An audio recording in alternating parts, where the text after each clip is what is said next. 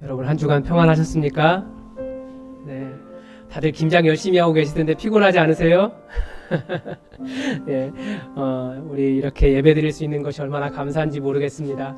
우리 다 함께 시간이 되었습니다. 다 함께 마음을 모아서 우리 하나님 앞에 예배 드리겠습니다. 수고하고 무거운 짐진 자들아 다 내게로 오라. 내가 너희를 쉬게 하리라.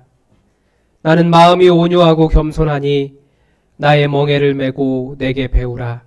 그리하면 너희 마음이 쉼을 얻으리니 이는 내 멍에는 쉽고 내 짐은 가벼움이라 하시니라.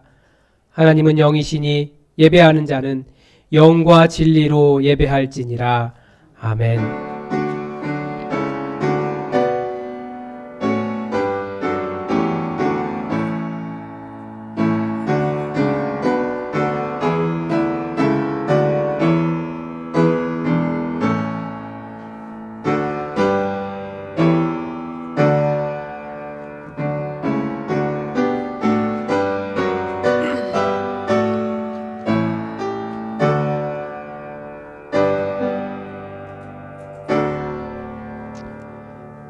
예수 그리스도의 보혈로 모든 죄를 씻어주시고 부족한 저희들을 자녀로 삼아주신 하나님, 그 사랑에 감사를 드리며 예수님의 옷자락이라도 붙잡는 심정으로 은혜와 치유와 주님의 따스한 음성을 기대하며 예배를 드립니다. 오직 주님만이 우리의 힘이시요 능력이시요 구원의 뿌리 되심을 고백하며 주일 예배를 드립니다. 예배하는 이 시간 성령의 감화를 받아 이전보다 더욱 깊이 하나님만을 사랑하길 원합니다. 한 마음으로 주님의 발자취를 따르며 예수 그리스도의 온전한 성품을 닮아가기 원합니다. 마음과 뜻과 정성을 다하여 드리는 우리의 예배를 받으시고 충만한 은혜를 내려 주옵소서.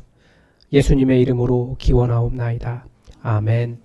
우리 다 함께 자리에서 일어나셔서 찬송가 29장 1절로 하나님 앞에 경배드리겠습니다.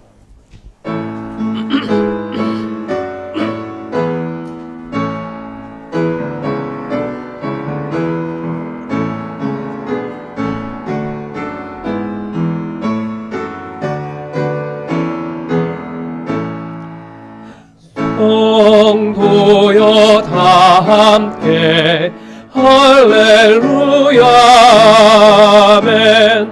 주 찬양하여라 할렐루야 아멘. 주 보좌 앞에서 택하신 은혜를 다 찬송하여라 할렐루야 아멘. 다 함께 고개를 숙이셔서 고백의 기도를 드리겠습니다. 자비 하나님, 주님께서 우리에게 베풀어 주신 은혜는 너무나 크고 많습니다. 십자가의 보혈로 우리를 구원하셨고 날마다 영생의 길로 인도하여 주시며 부족한 우리에게 직분을 주셔서 주님을 섬기며 살게 하셨습니다. 그러나 저희들은 그 은혜에 감사할 줄 모를 때가 더 많습니다. 믿고 맡겨주신 직분을 제대로 감당하지 못하였고 오히려 게으르고 나태한 삶을 이어왔습니다. 저희들에게 악한 죄를 반복하는 어리석음이 있어서 교회에서 예배드리며 다시는 범죄하지 않겠노라고 회개하지만 세상으로 나가면 죄의 유혹 앞에서 허무하게 무너져 버립니다. 우리의 입에는 거짓말이 떠나지 않고 우리의 행위에는 화를 내며 방탕한 일이 끊이지 않고 있습니다. 주님, 우리의 연약함을 불쌍히 여기시고 고백하는 모든 죄를 용서해 주옵소서. 나의 힘과 능력으로는 죄의 권세를 이길 수 없사오니 성령님의 능력으로 이기게 하여 주옵소서. 예수님의 이름으로 이 고백의 기도를 드립니다. 아멘. 이제 여러분의 목소리가 여러분의 귀에 들리도록 하나님과 은밀한 하나님 앞에 여러분의 은밀한 죄를 고백하는 시간을 갖겠습니다. 다 함께 기도하겠습니다.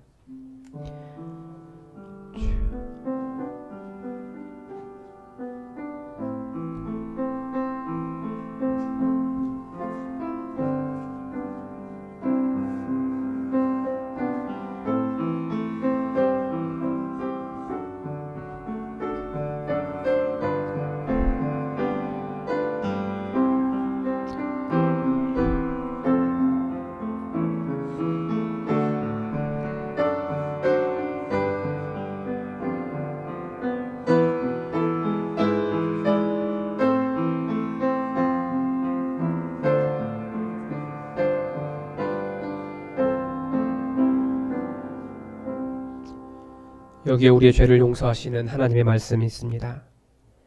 자기의 죄를 숨기는 자는 형통하지 못하나 죄를 자복하고 버리는 자는 불쌍히 여김을 받으리라. 아멘. 다 함께 사도신경으로 우리의 신앙을 고백하겠습니다. 나는 전능하신 아버지 하나님 천지의 창조주를 믿습니다. 나는 그의 유일하신 아들 우리 주 예수 그리스도를 믿습니다. 그는 성령으로 잉태되어 동정녀 마리아에게서 나시고 본디오 빌라도에게 고난을 받아 십자가에 못 박혀 죽으시고 장사된 지 사흘 만에 죽은 자 가운데서 다시 살아나셨으며 하늘에 오르시어 전능하신 아버지 하나님 우편에 앉아 계시다가 거기로부터 살아있는 자와 죽은 자를 심판하러 오십니다. 나는 성령을 믿으며 거룩한 공교회와 성도의 교제와 죄를 용서받는 것과 몸의 부활과 영생을 믿습니다. 아멘. 교동문 42번으로 하나님의 말씀을 교독하겠습니다. 교동문 42번입니다.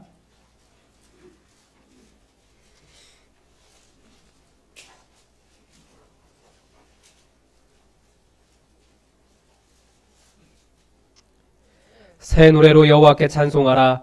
그는 기이한 일을 행하사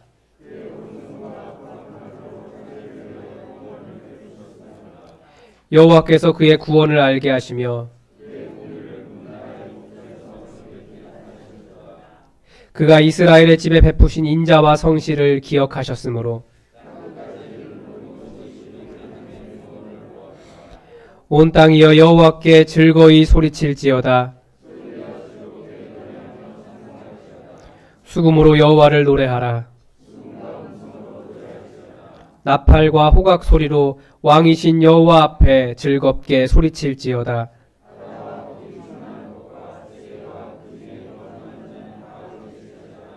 여호와 앞에서 큰 물은 박수할지어다. 산악이 함께 즐겁게 노래할지어다. 아멘. 우리 자리에 앉으셔서 찬송가 180장 함께 찬양하겠습니다. 180장입니다.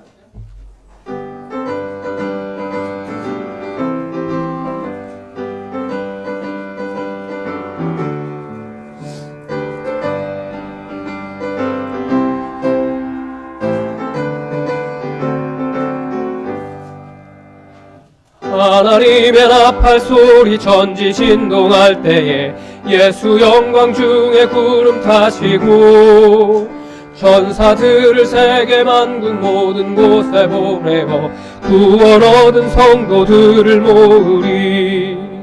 나팔 불 때 나의 이름 나팔 불 때 나의 이름 나팔 불 때 나의 이름 부를 때에 잔치 참여하겠네.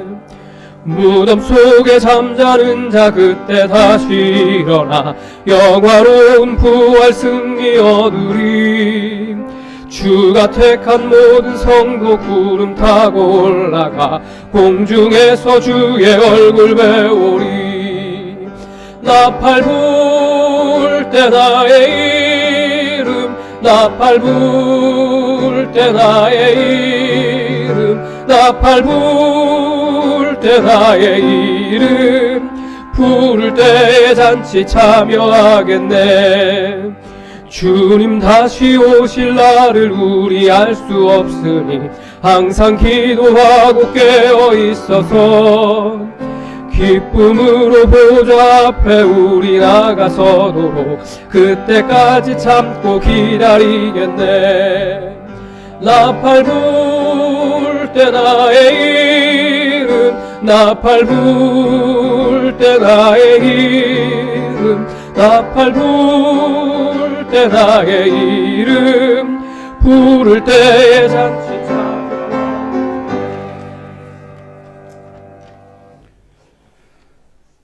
사랑으로 동행하시는 능력의 아버지 하나님, 오늘 귀한 날 저희에게 하나님을 사랑할 수 있는 귀한 믿음 주셔서 온 성도와 함께 하나님을 찬양하며 예배할 수 있도록 인도하신 은혜에 감사드립니다. 사랑 많으신 아버지 하나님, 교회 학교 학생들이 어릴 적부터 진리로 무장되게 하시고 세상의 유혹에 흔들리지 않는 영적 군사가 되게 하여 주옵소서. 우리 교회 아이들 모두가 하나님 말씀으로 잘 양육되게 하여 주옵소서. 특별히 김상엽 JDM 간사가 우리 교회 교육전도사로 청소년부 사역을 담당하게 됩니다. 전도사님을 통해 예수 품안 교회 청소년부가 하나님 보시기에 아름다운 모습으로 성장할 수 있도록 은혜 내려 주옵소서. 오늘 예배 후에는 사역위원회를 통하여 2021년 부서장들을 인준하고자 합니다. 이 인준되는 분들을 통하여 예수 품안 교회가 1년 동안 하나님 보시기에 아름답게 운영될 수 있도록 함께하여 주시고, 사람의 생각이 아니라 하나님의 뜻에 따라 모든 교회 운영이 결정되게 하여 주시옵소서. 서로 기도하며 친교하며 협력하여 선을 이루게 하옵시고, 하나님께서 주신 소명인 줄 알고 헌신할 때 그들의 수고가 하나도 헛되지 않게 인도하여 주시옵소서. 다음 주일은 추수감사절로 지킵니다.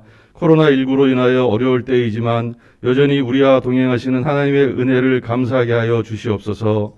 우리의 입술에 생명의 언어, 사랑의 언어, 감사의 언어가 폭포수처럼 흘러넘치게 하옵소서. 14일과 15일에 2020년 가을 부흥회를 개최합니다. 장로신학대학교 구약학 교수님이신 하경택 목사님을 강사님으로 모시고 교회는 무엇입니까? 나는 누구입니까? 라는 주제로 진행될 때 하나님께서 친히 함께 하셔서 은혜의 말씀이 전해지고 성도님들은 하나님의 사랑을 깨닫는 시간이 되게 하여 주시옵소서. 이어서 장로 집사 은퇴, 명예권사 추대, 장로 집사 권사 임직식을 거행할 때 평생토록 하나님을 위해 일하신 주의 일꾼들에게 위로가 되게 하시며 새로이 임직하시는 분들에게는 하나님을 위해 봉사할 수 있는 동기가 부여되는 시간이 되게 하여 주시옵소서. 특별히 우리 교회가 이 지역 속에서 사랑과 긍휼이 넘치는 교회 되게 하여 주옵소서. 사랑과 정의를 실천하는 하나님의 공의를 이루어가는 교회가 되게 하여 주시옵소서. 소외되고 고통받는 사람들을 더 많이 돌봄으로 사랑과 섬김이 넘치는 교회가 되게 하여 주옵소서. 말씀의 능력과 주님의 사랑으로 우리 예수 품안 교회를 이끌어 가시는 최철규 담임 목사님께 지혜와 명철을 주시고 주님께서 항상 함께하여 주시옵소서. 오늘 대조사회 로희 교회라는 재화로 말씀을 대언하실 때 하나님의 음성을 듣게 하여 주시옵소서. 사랑이 많으신 예수님의 이름으로 기도드립니다. 아멘.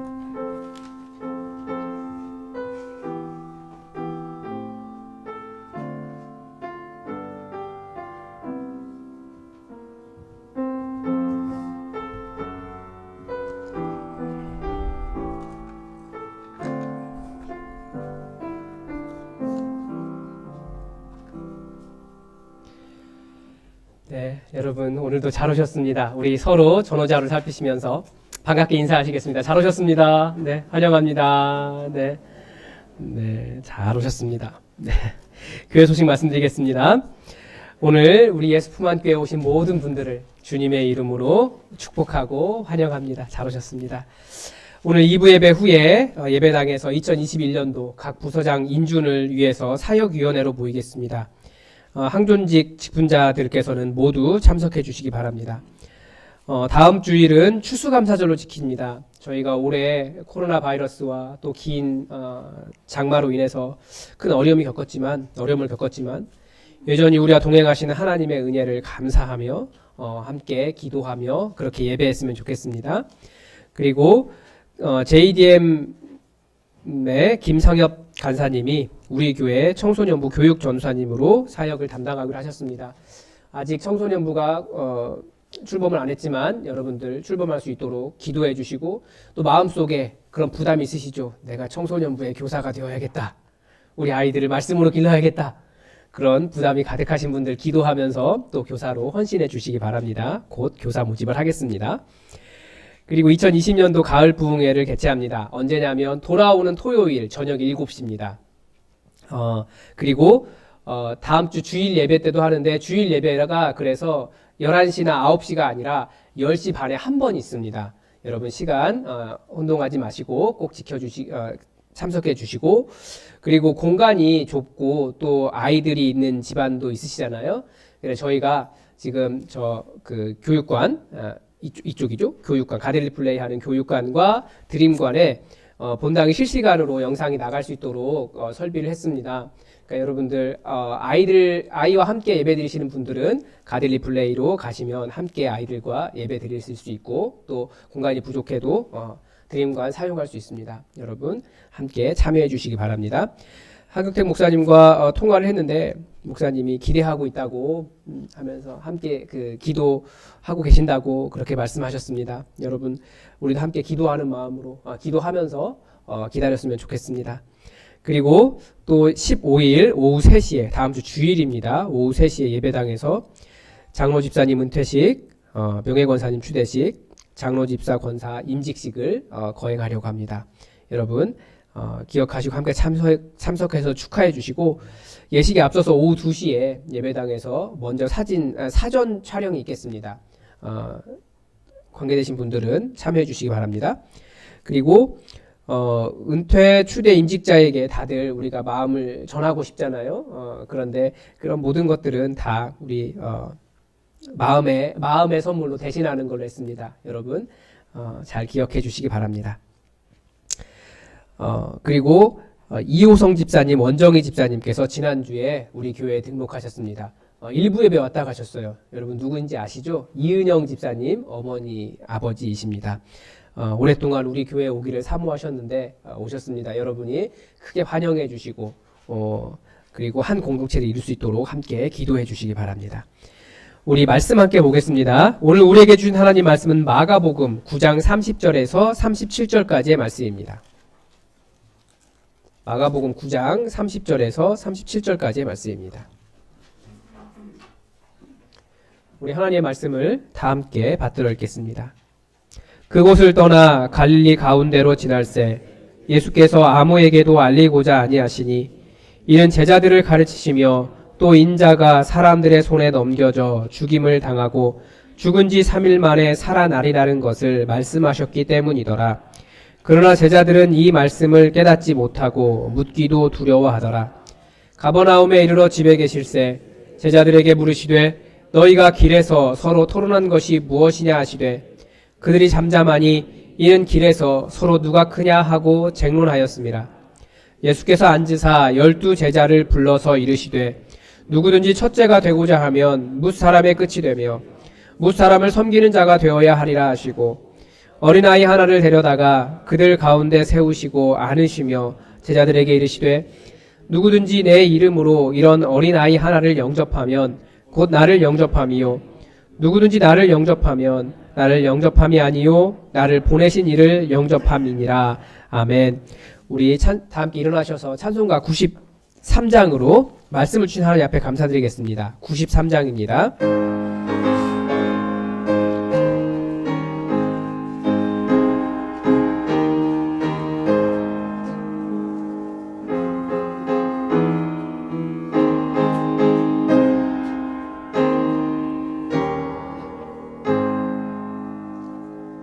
예수는 나의 힘이요 내 생명 되시니 구주 예수 떠나 살면 죄 중에 빠지리 눈물이 앞을 가리고 내 맘에 근심 쌓일 때 위로하고 힘주시리 주 예수는 나의 힘이요 내 친구 되시니 은혜를 간구하면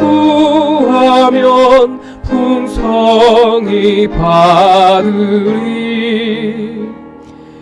햇빛과 비를 주시니 추수할 곡식 많도다 귀한 열매 주시느니 주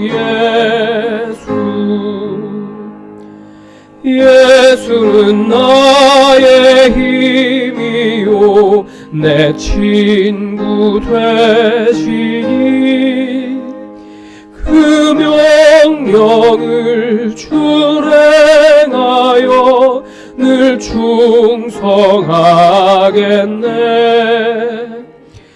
주야로 보호하시며 바른 길 가게 하시니 의지하고 따라가리 주 예수는 나의 힘이요 내 소망 되시니 이 세상을 떠나갈 때 본 영생 얻으리 한없는 복을 주시고 영원한 기쁨 주시니 나의 생명 나의 기쁨 주 예수.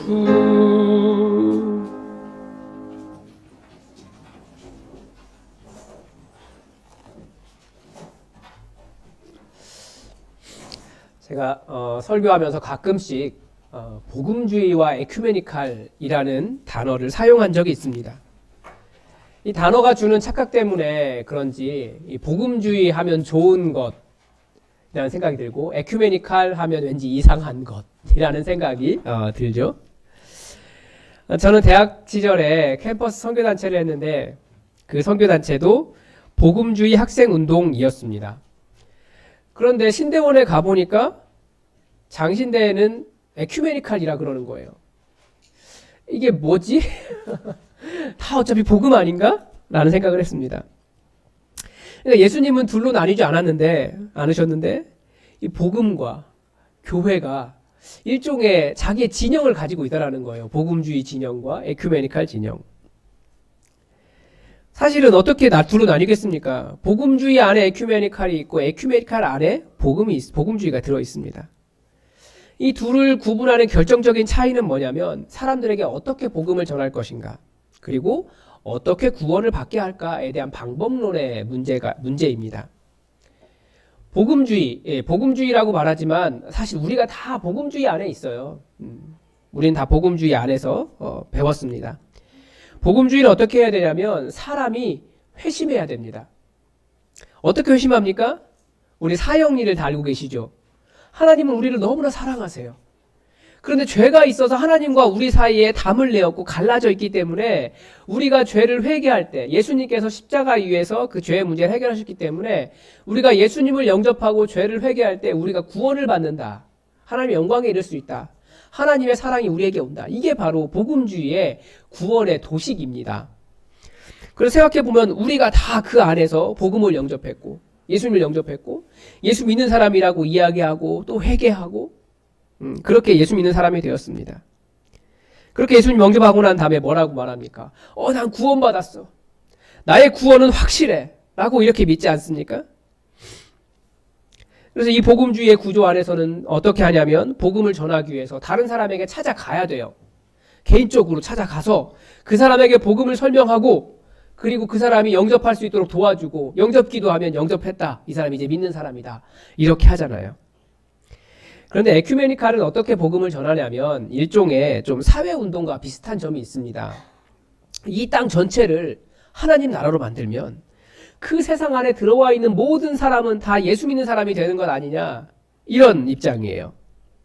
그래서 개인을 찾아가기보다 주로 사회 구조를 바꾸려고 노력을 많이 합니다. 예를 들면 가난의 문제 때문에 문제가 되기 때문에 가난의 문제를 해결하기 위해서 직장을 만든다든지 일터를 만든다든지 혹은 복지를 강화한다든지 뭐 그런 식으로 하는 겁니다. 우리도 그 안에 있었어요. 그래서 선교사님들이 오셔서 하신 일이 무엇입니까? 학교를 세우고 먹을 것을 주었습니다. 이런 것이 에큐메니칼의 입장입니다. 사회사업을 통해서 필요한 것을 채워주는 방향으로 사역하죠. 그래서 우리도 그 결과 우리나라의 전쟁 후에 미국의 많은 원조를 받았고 그 에큐메니칼의 도움을 많이 받았습니다. 여러분 들어보니까 어떠십니까? 둘 다 말이 맞지 않습니까? 이게 틀린 게 아니에요. 다 맞아요. 근데 어느 한쪽이 틀린 것도 아닌데 이 둘이 서로 싸우는 면이 있어요. 왜냐하면 세상도 복잡하고 싸울 만해요. 왜 그러냐면 세부적으로 들어가면 이 에큐메니칼이 주로 공격을 받는 이유가 뭐냐면 에큐메니칼은 워낙 사랑이 많다 보니까 평화 이런 거 얘기하다 보니까 동성애 하는 사람들 뭐 전혀 거부감이 없습니다. 그 사람들도 품으려고 노력 많이 하고요. 뭐 이슬람, 불교 그런 뭐 타종교인들하고도 싸우지 않고 잘 지냅니다.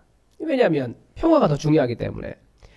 그래서 그 정도가 조금 많이 지나가기 때문에 가끔씩은 제 입장에서도 에큐메니칼 신학을 했다는 제 입장에서도 이 사람들 신앙을 포기했나?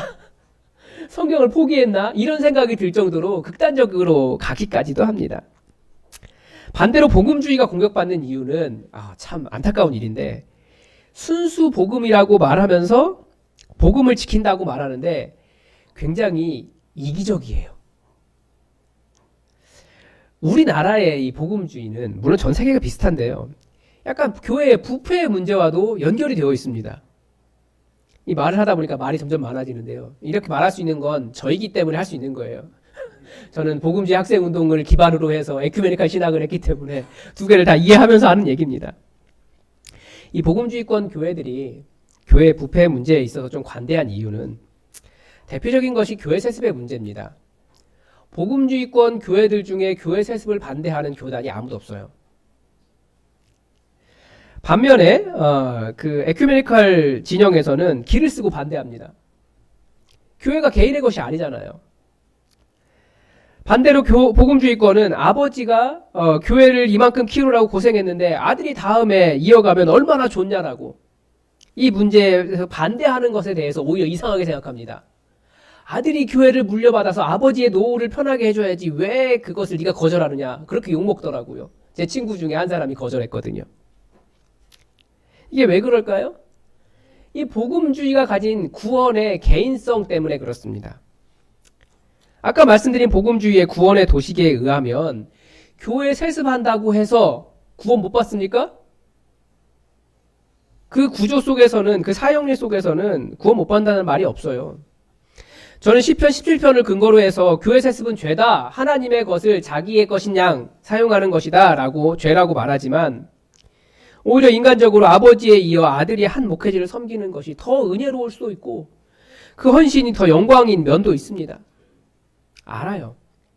그런데 온 세상에 교회가 거대 기업과 같이 교회라는 재산을 물려주는 것으로 그렇게 인식하고 있는데 그러면 선교에 얼마나 막대한 지장이 있겠습니까?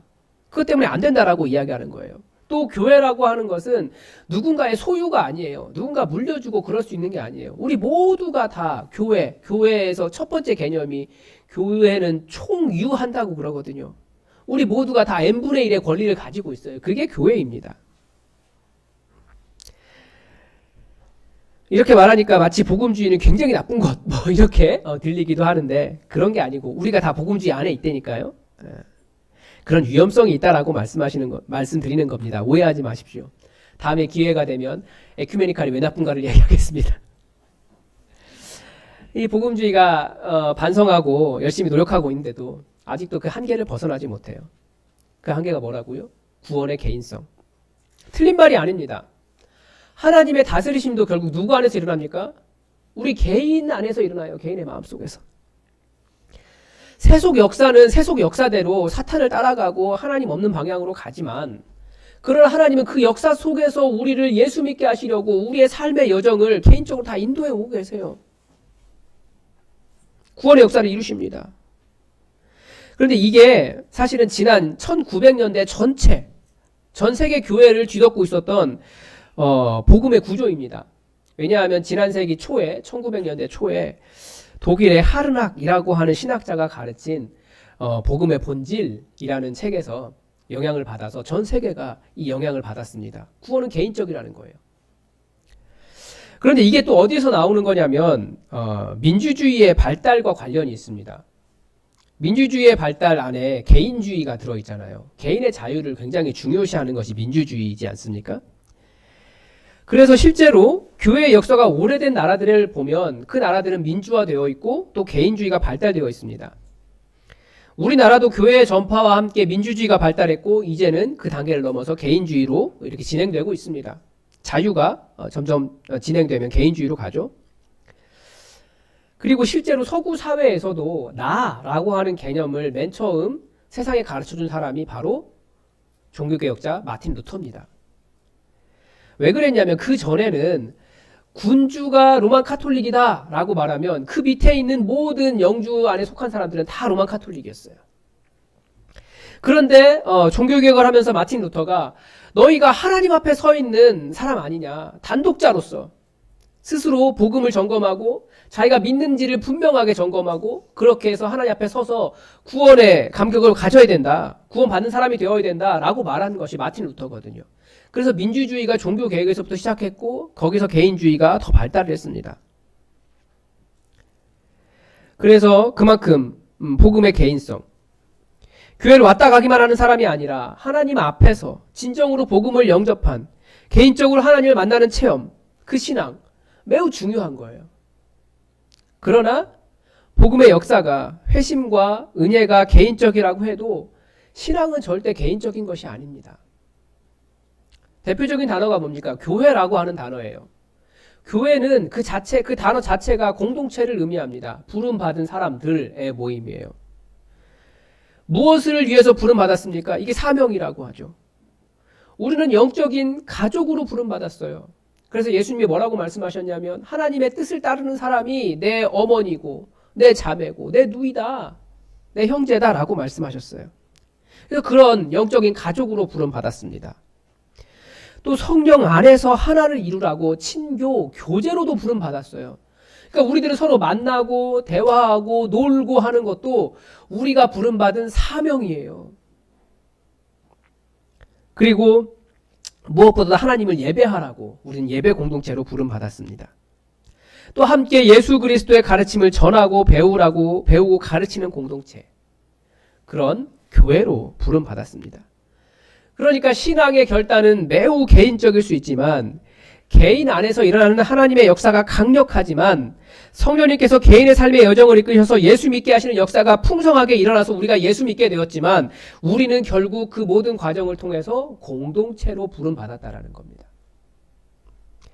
그래서 예수님의 말씀 한번 찬찬히 뜯어보면 예수님은 나 개인보다는 공동체에 대한 말씀을 더 많이 하셨습니다. 대표적으로 두세 사람이 모인 곳에 나도 함께 하겠다라고 말씀하셨습니다. 그러면 우리가 홀로 있을 때에는 예수님께서 함께 해주지 않으시는 겁니까? 말이 안 되잖아요. 예수님은 우리가 혼자 있어도 충분히 우리와 함께 해주세요. 제가 혼자서 찬양하고 하나님을 예배할 때 얼마나 은혜를 부어주시는지 모르겠어요. 혼자 있을 때도 하나님은 계세요.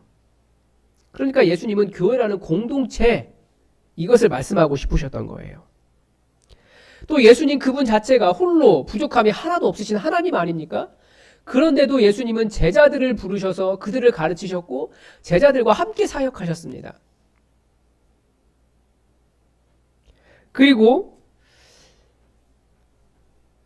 항상 사람들과 잔치를 하며 공동체를 이루셨습니다. 그러니까 혼자서 위대한 신앙인은 존재하지 않아요. 조금 더 알고 조금 더 뭔가 깨달은 것 같고 조금 더 성경의 지식이 있고 그럴 수는 있지만 공동체를 이루지 않으면, 공동체 안에서 예수님의 뜻을 따라가지 못한다고 한다면 그건 다 헛거라는 거예요. 그리고 결정적으로 그리스도인이 예수님의 사람이라고 세상이 인정하는 이유가 무엇입니까? 새 계명을 너희에게 주노니 너희 서로 사랑하라. 내가 너희를 사랑한 것 같이 너희도 서로 사랑하라. 너희가 서로 사랑하면 이로써 모든 사람이 너희가 내 제자인 줄을 알리라. 언제 세상이 우리가 그리스도인인 것을 알게 된다고요? 너희가 서로 사랑할 때, 즉 공동체가 서로 사랑할 때 세상은 우리를 통해서 예수님을 볼 수 있습니다. 사랑을 혼자 하면 뭐가 됩니까? 소시오패스가 됩니다. 그러나 우리가 함께 모여서 사랑할 때 세상은 우리를 통해서 그리스도를 볼 수 있다고요. 그래서 우리를 공동체로 부르신 예수님의 부르심을 우리는 기억해야 됩니다. 그래서 교회 공동체는, 그래서 우리가 공동체이기 때문에 더 오늘 말씀 기억해야 돼요. 뭐라고 말씀하셨냐면 오늘 본문에서 예수님은 12제자를 불러서 누구든지 첫째가 되고자 하는 자는 뭇 사람의 끝이 되며 뭇 사람을 섬기는 자가 되어야 하리라 라고 말씀하셨어요. 여러분 꼭 명심하십시오. 왜냐하면 제자들이 길에서 서로 싸웠거든요. 뭐 때문에 싸웠습니까? 내가 너보다 더 크다 라고 싸웠어요.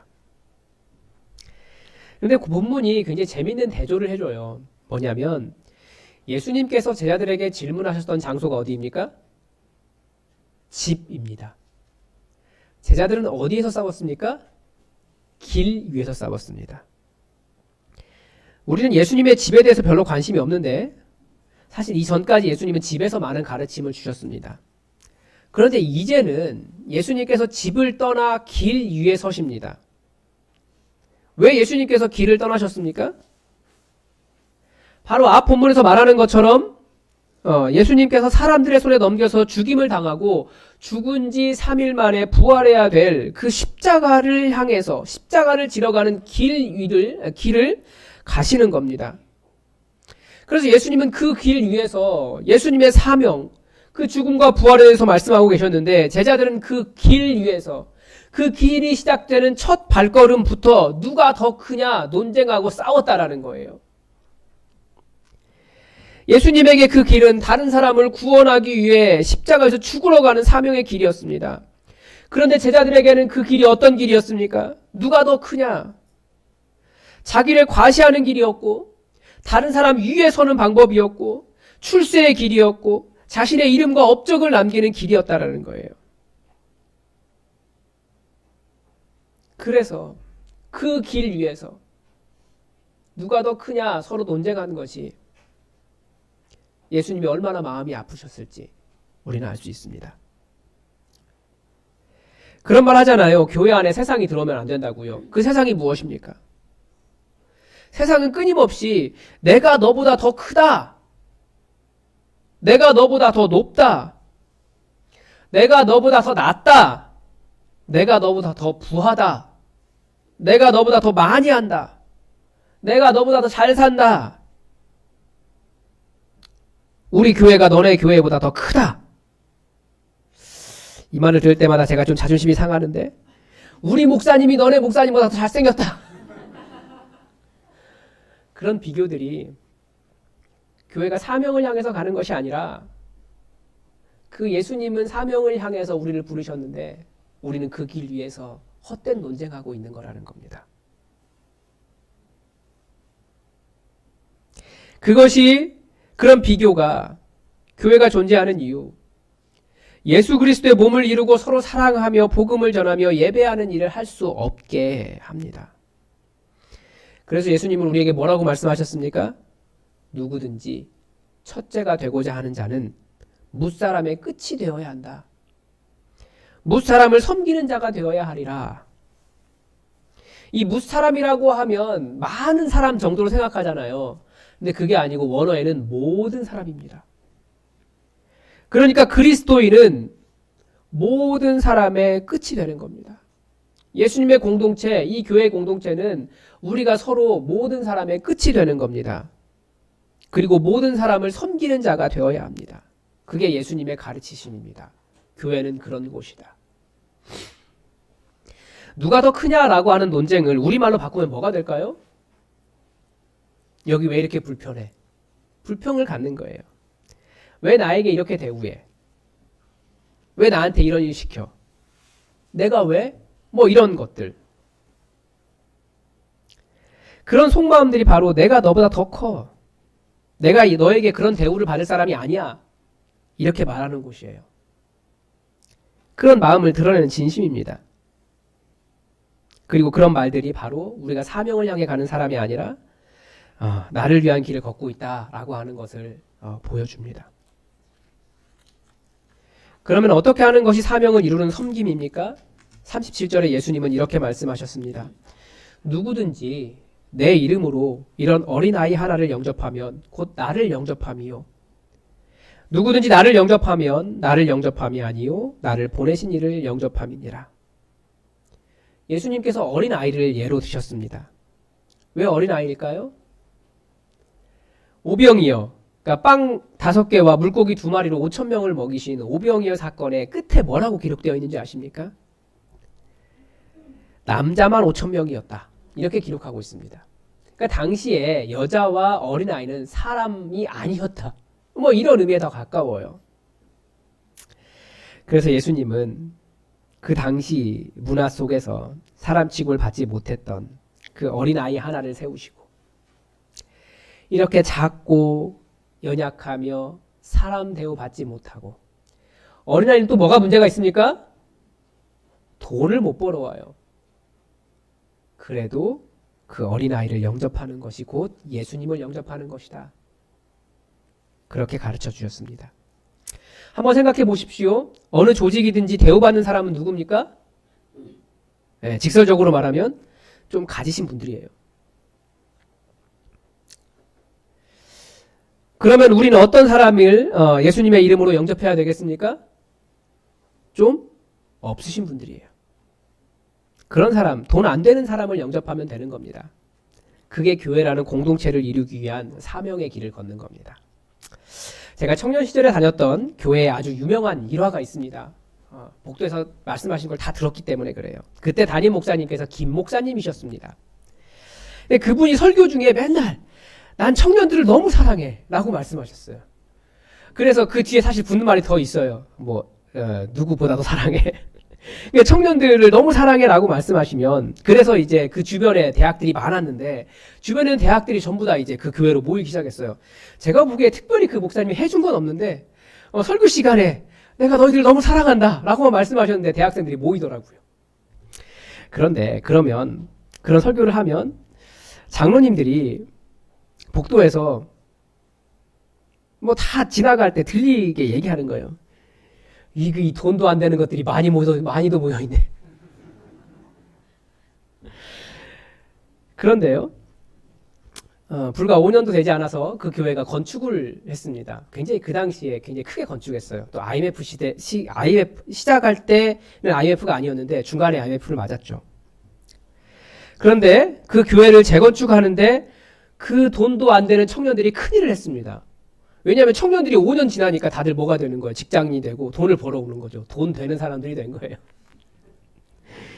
그런데 어떻게 헌신했냐면 결혼하는데 결혼 축의금 받잖아요. 그 축의금 갖다가 교회 헌금해서 건축했어요.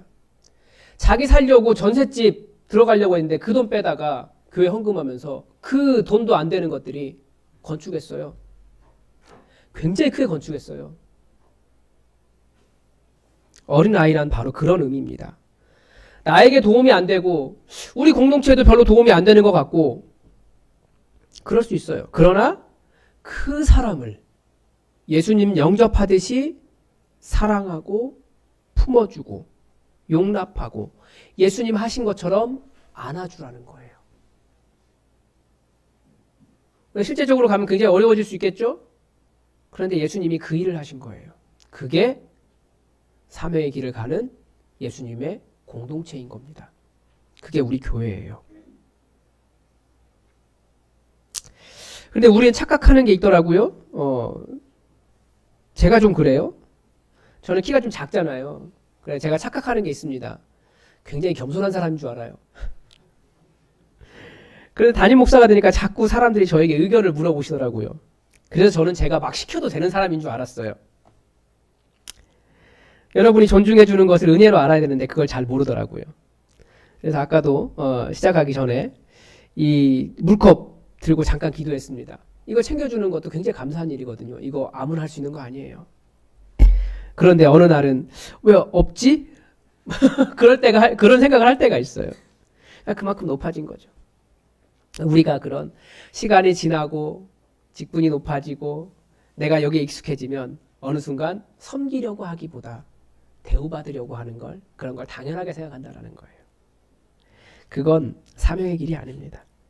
낮아지고 겸손하게 섬기고 섬기는 일을 기뻐하고 모든 사람보다 제가 가장 낮은 사람입니다. 고백하는 것이 공동체를 이루는 겁니다. 여기서 사람을 섬기는 자 이게 무슨 뜻이냐면 무슨 단어냐면 디아코노스입니다. 다 잊어버리셨나 봐요. 이 좋게 말해서 섬기는 자라고 말하지만 직접적으로 말하면 종입니다. 예, 성경에 종이라고 말하는 단어가 두 개입니다. 하나는 디아코노스고 하나는 다른 단어가 있는데요. 보통은 노예라고 번역되어 있습니다. 노예라고 번역된 단어는 신분이 노예인 거예요. 종과 주인과 종을 이야기할 때 그런 신분 자체가 종이란 뜻이고, 이 디아코노스라고 하는 것은 종의 일, 그 일, 하는 일에 더 가깝습니다. 그러니까 기능이 그렇다라는 거예요. 그러니까 우리가 아무리 맞아 그리스도를 섬기는 사람이야. 교회 공동체는 섬김을 통해서 만들어져. 우리가 종이 되어야지 깨닫고 선포하고 말하고 설교해도 디아코노스가 이루어지는 건 아니에요. 디아코노스는 언제 이루어집니까? 실제로 섬기는 자리에 가서 그 섬기는 일을 할 때 디아코노스가 이루어지는 겁니다. 실제로 섬기는 일은 어떻게 이루어집니까? 제가 그런 말씀 드린 적 있어요. 사람을 사랑한다면 그것을 어떻게 표현한다고요? 잊어버리신 것 같아요. 돈과 시간이 들어가야 된다고요. 사랑하는 연인을 생각해 보십시오. 얼마나 서로에게 돈 다 내주고, 심지어 집안에 엄마가 이렇게 몰래 놔둔 것도 빼다가 남자친구 갖다 주고, 그리고 서로 시간이 없어가지고 매일 만나고, 또 만나서 헤어지고, 또 자기 직전까지 전화하고 시간을 쓰잖아요. 섬기는 일도 마찬가지입니다. 실제로 디아코노스가 된다는 것은 내 재물과 내 시간을 섬기는 일에 사용하는 겁니다. 오늘 여러분이 집에 가실 때 선물이 하나씩 있습니다. 교회에서 식사를 할 수 없기 때문에 봉사부에서 감자탕을 한 통씩 준비했습니다. 그래서 여러분이 오늘은 가실 때 저문으로 가시면 안 되고요. 이 옆문으로 들어가셔서 하나씩 들고 이렇게 나가셔야 돼요. 그리고 또 여유가 되시는 분들은 커피도 한 잔 타가지고 드림관에 가서 드림관에 이렇게 원탁에 앉아서 대화하시고 교제하시다 가시기 바랍니다. 그제부터 감자탕을 준비하더라고요. 저는 금요일날 성경대학 준비하는데 뭔가 소리가 막 나더니 갑자기 잠잠해졌어요. 그래서 누가 왔다 가셨나 하고 가봤더니 이렇게 웬 짐승의 사체가 토막나서 이렇게 피를 빼고 있더라고요. 그리고 봉사부원들이 아침부터 나와서 감자탕을 끓이시더라고요. 심지어 오전에 김장하고, 교회 일을 더 먼저 하고 싶어서, 아이고, 김장을 하러 왔는데 애들이 안 간다고. 그렇게 말씀하시고, 오후에 나와서, 봉사하시고, 또 개인적으로 일 있으신 분들은 또 개인적인 일 보고 와가지고 또 하시고, 심지어 교회 청소하러 오신 분들도 청소 다 하시고, 감자 까고. 그리고 어떻게까지 하신 줄 아십니까? 이 저녁이 다 되니까 그것을 담는데 저녁에 담더라고요. 하루 종일 끓이고. 이유가 뭐냐면 혹시 그 담아놓은 플라스틱 그릇에서 환경 호르몬 나올까봐 감자탕을 식히고 있는 거예요. 그 식혀가지고 담은 거예요. 저녁 늦게. 그래서 몇십 그릇을 쭉 준비했더라고요. 개인적으로 가져가는 건 아닙니다. 가정당 하나입니다. 그리고 순전히 뭐라고 하죠? 양념 이런 거 잘 안 돼 있기 때문에 뭐 들깨나 깻잎이나 수제비는 여러분이 알아서 넣으셔야 돼요. 그런데도 그렇게 하고도 하루 종일 그렇게 시간을 보내고도 봉사부원들이 행복하시대요.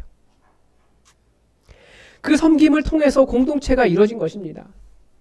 자신의 시간과 재물을 쏟지 않고는 공동체가 세워지지 않아요. 여러분에게 헌금 많이 내라고 말씀드리는 것이 아닌 거 잘 아시죠? 헌금 내라고 하는 말이 아니에요. 서로 만나서 밥도 사시고 차도 사시고 좀 쓸데없는 것 같지만 시간도 함께 낭비하면서 허비하면서 함께 만나셔야, 그래야 교회라는 공동체가 사랑의 공동체가 된다는 거예요. 그게 낭비인 것 같지만 우리가 정말 중요한 예수님 부르신 사명을 이루고 있는 겁니다. 그게. 말씀을 마치겠습니다. 예수님은 예수님의 십자가의 길을 가시면서 십자가의 죽음을 앞두고 이 가르침을 가르쳐 주셨습니다. 최고의 섬김이 무엇입니까? 최고의 낮아짐은 무엇입니까? 마태복음에서는 이 낮아짐과 섬김을 어떻게 설명하고 있냐면, 인자가 온 것은 섬김을 받으려 함이 아니요 도리어 섬기려 하고 자기 목숨을 많은 사람의 대속물로 주려 함이니라. 섬기러 오셨는데 그 섬김의 방법이 죽음이었어요. 그러니까 최고의 섬김은 자기의 생명을 내어주는 거죠. 그것도 예수님은 하나님이신데 이 땅에 내려오셨어요. 그럴 필요가 없으신 분이. 심지어 우리가 아직 죄인 되었을 때에 라고 말하잖아요. 우리가 회개하거나 하나님의 은혜를 알거나 하나님이 어떤 분이신지 알거나 뭐 그렇기 때문에 하나님께서 용서받을 만한 사람이기 때문에 우리를 위해서 십자가 지신 것이 아니라 우리가 아직 죄인 되었을 때에 예수님 먼저 섬기셨다고요. 누가복음에서 성찬의 순간에 예수님은 이 잔은 내 피로 세우는 새 언약이니 곧 너희를 위하여 붓는 것이다 라고 말씀하셨어요. 그렇게까지 섬기셨습니다. 예수님은 우리를 위해서 하늘 보좌도 포기하셨고요. 시간도 낭비하셨고요. 심지어 그 귀한 피를 우리를 위해 흘려주셨습니다. 우리는 사명의 길을 걸어가고 있습니다. 이 사명이 복음을 전하는 것만 있는 것이 아니에요. 우리가 공동체를 이루는 것이 사명입니다. 그렇게 해서 하나님을 예배하는 것, 공동체로서 하나님을 예배하는 것, 그게 사명입니다. 말씀을 배우고 가르치는 것도 사명입니다. 교회가 공동체로 모여서 서로 교제하며 식사하며 노는 것도 사명입니다. 서로 겸손하게 나보다 남을 더 낮게 여기며 섬기는 것도 사명입니다. 우리는 그런 교회, 그런 공동체 그렇게 부름받았습니다. 아까 말한 하르락이라고 하는 신학자의 그 구원의 개인성에 대해서 최근에 많은 비판이나 반성이 일어나고 있는데 대표적인 학자가 또 독일의 게르하르트 로핑크라고 하는 신학자입니다. 그 사람이 교회를 뭐라고 이야기했냐면 게겐게젤샤프트라고 이야기했습니다. 조금 더 원어 발음에 가깝게 하면 기긴기즈샤프트. 이 게겐이라고 하는 말은 반대된다는 뜻이에요. 게젤샤프트는 공동체, 뭐 사회 이렇게 번역하는데 우리나라에서 번역할 때 저도 좀 아는 척을 하려고 하는 높아지려는 마음이 있죠. 용서하십시오. 우리말로는 대항사회, 뭐 대조사회, 대척사회 이런 식으로 번역을 했습니다. 그러니까 교회는 하나님의 백성은 다르게 사는 사람들이라는 거예요. 세상이 이렇게 가고 있는데 누가 더 크냐? 더 크고 높은 곳을 향해 가려고 하는데 개겐 그것과 반대되는 방향으로 간다라는 거예요. 그게 교회라는 거예요. 왜냐하면 하나님의 뜻을 따라 하나님의 선택과 소명을 의식하면서 하나님의 뜻을 따라 지상의 다른 모든 백성과 구별되어야 하기 때문에 교회는 그렇게 산다는 겁니다. 우리가 바로 그 길에 서 있는 거예요. 그런데 자꾸 누가 더 크냐 논쟁하고 싶어요. 저는 교회 건물을 보면 그렇다니까요. 그래도 제가 그 말 있잖아요. 왕년에 내가 말이야 13,000평의 교회를 아무리 춘천에 제일 크다고 해도 제가 건축 담당했던 것보다 작은데 반절밖에 되지 않는데 반절도 안 되는데 그런 생각한다고요. 근데 그게 아무런 의미가 없잖아요. 사명을 이룬 것과 아무런 관계가 없어요. 그런데 우리는 자꾸 그런 것에 내가 말이야 왕년에 뭐 이런 생각 많이 해요. 왜냐하면 세상은 계속해서 십자가의 길보다 낮아지는 일보다 정말 품기 어려운 사람을 안는 일보다 굴리만 하고 가르치거든요. 그렇지 않으면 용납받을 수 없다라고 가르쳐요. 제가 부족한 게 두 가지가 있잖아요. 머리카락하고 카리스마하고. 자꾸 저에게 어떤 카리스마가 있어야 된다고 말씀하시는 분들이 계시는데 저는 절대 그런 칼 안 줄 겁니다. 더 커져야 한다고 말합니다. 더 이름을 내야 한다고 말하지만 더 내 것을 챙겨야 한다고 말하지만 그러나 성경이 우리에게 가르치는 공동체는 그런 세상적인 개념을 단호하게 거부하는 정도가 아니라 오히려 반대로 가는 사회가 바로 교회라는 거예요. 우리가 그런 대조사회로 부름받았습니다. 특별한 부르심을 받은 거예요. 우리도 길 위에 서서 이 사명을 통해서 뭔가 내가 더 크다라는 것을 자랑하고 싶죠. 더 큰 곳에 속하고 싶죠. 그러나 그것은 우리 예수님께서 지고 가신 십자가라고 하는 구원의 길이 아닙니다. 예수님께서 십자가의 길을 얘기하셨을 때 제자들이 감히 그게 뭐냐고 묻지를 못했어요. 감당하기 어렵잖아요. 우리는 다 알잖아요. 우리가 어떤 부름 받았는지 기억하시며 이 교회, 우리 예수 품한 교회를 통해서 정말 세상과 다르게 가면서도 하나님의 뜻을 바르게 이루는 반대되는 사회를 이곳에 한번 만들어 봅시다. 거기에 우리의 부르심이 있다는 것을 우리가 기억하시기 바랍니다. 기도하겠습니다. 하나님, 예수님 우리에게 큰 은혜 주셔서 우리에게 생명을 주셨는데 우리가 이 부르심이 그 이유가 무엇인지 다시 한번 생각해 봅니다. 우리는 세상의 논리와 세상에 더 커지라고 말하는 모든 것에서 그것을 반대하며 하나님의 뜻을 따라갑니다. 우리 이곳에 그런 공동체 세울 수 있도록 우리 예수품한 교회, 정말 예수님의 뜻과 예수님 안에서 하나님의 뜻을 온전히 따라가는 교회 될 수 있도록 우리를 성령님으로 인도하여 주시옵소서.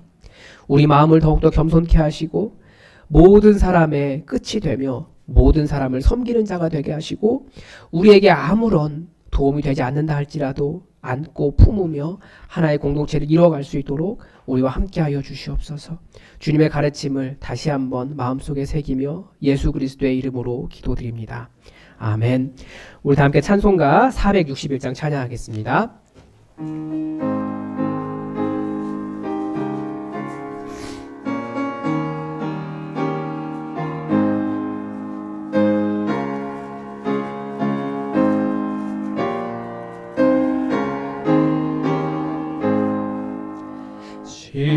십자가를 질 수 있나 주가 물어보실 때 죽기까지 따르오리 전로 대답하라.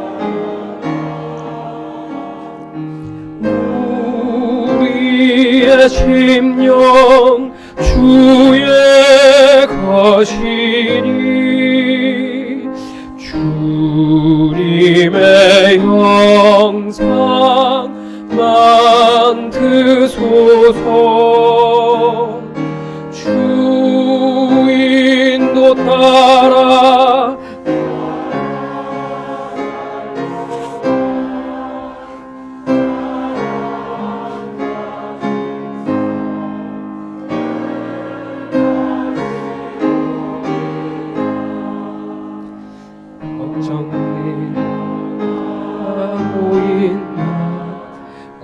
구원받은 강도를 그가 회개하였을 때 낙원 허락받았다.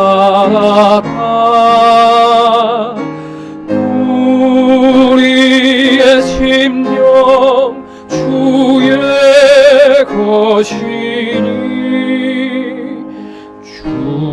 주님의 형상 만드소서. 주인도 따라 살아갈 동안 사랑과 충성 늘 바치오리다. 걱정 근심 어두운 그늘 너를 둘러 덮을 때 주께 내 영 맡기겠나. 최후 승리 믿으며 우리의 심령 주의 것이니 주님의 형상 만드소서.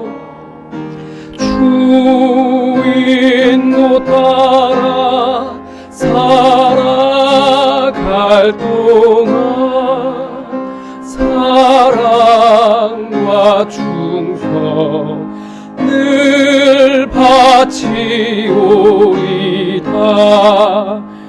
이런 일 다 할 수 있나.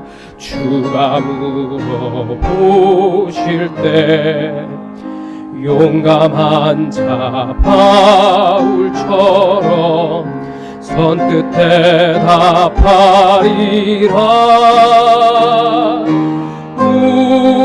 우리의 심령 주의 것이니 주님의 영상 만드소서.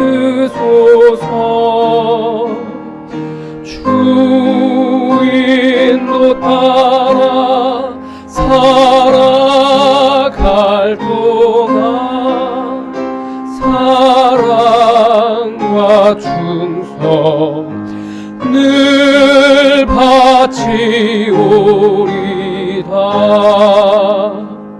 아멘.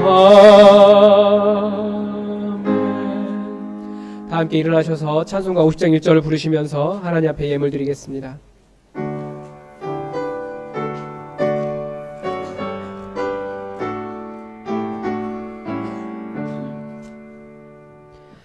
내게 있는 모든 것을 아낌없이 드리네.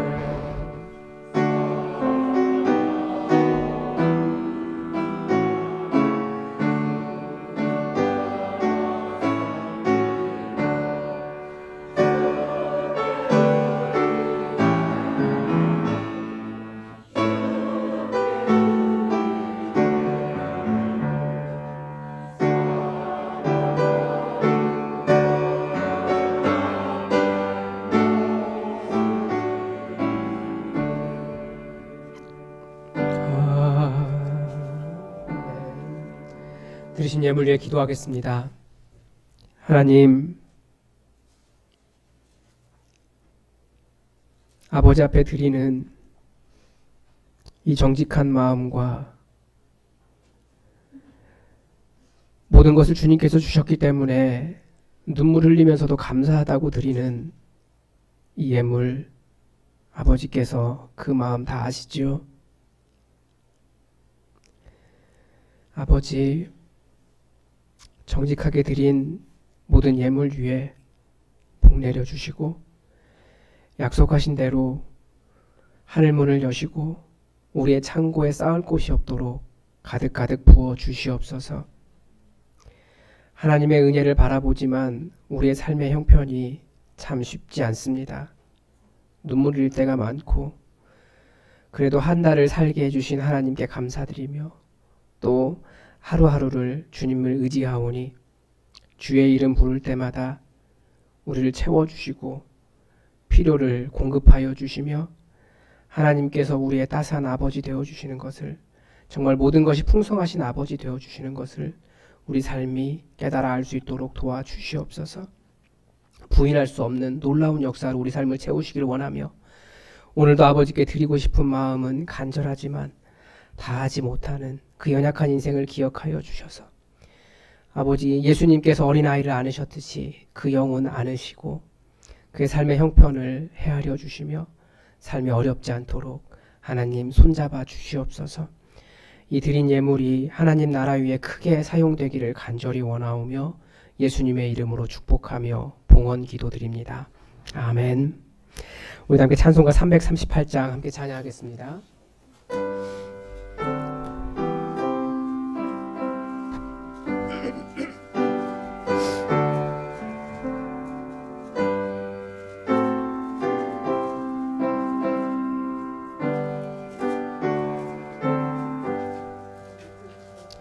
내 주를 가까이 하게 함은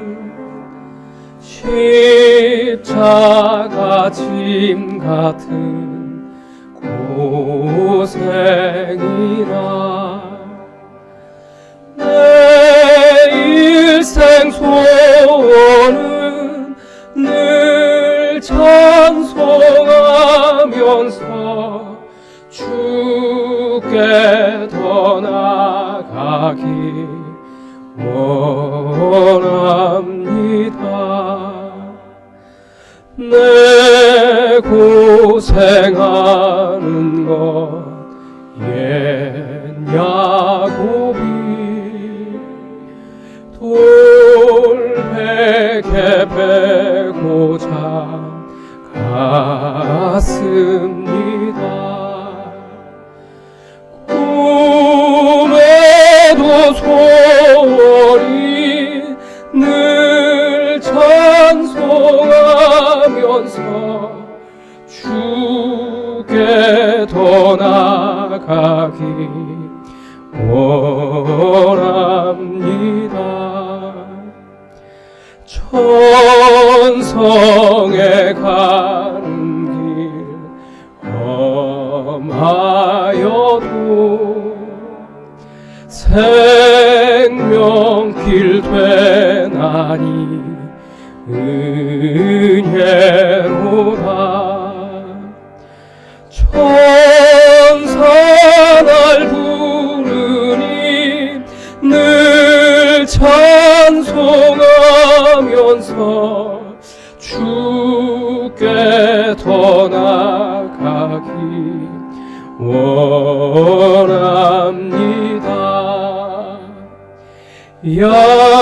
야곱이 잠 깨어 일어난 후 돌단을 쌓은 것 본받아서 숨쉴 때 되도록 늘 찬송하면서 주께 더 나아가기 원합니다.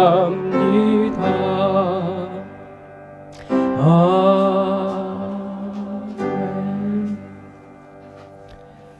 지금은 진정한 섬김의 본을 보이시며 우리 같은 자를 안으시고 우리를 위해 피 흘리신 우리 주 예수 그리스도의 은혜와 우리를 이 땅과는 다르게 하나님의 뜻을 따라 대조사회로 살기를 원하신 우리 하나님의 그 크신 사랑과 우리에게 오셔서 낮아지고도 끝이 되고도 복음의 기쁨으로 넉넉하게 하나님의 사랑 가운데 살게 하시는 성령 하나님의 교통하심이 하나님의 부르신 이 부르심을 기억하며 이해하며 또 다른 사회를 이 교회 가운데 만들어갈 고개 숙인 모든 예배자들 머리 위에 지금부터 영원히 함께 하시기를 간절히 축원하옵나이다. 아멘.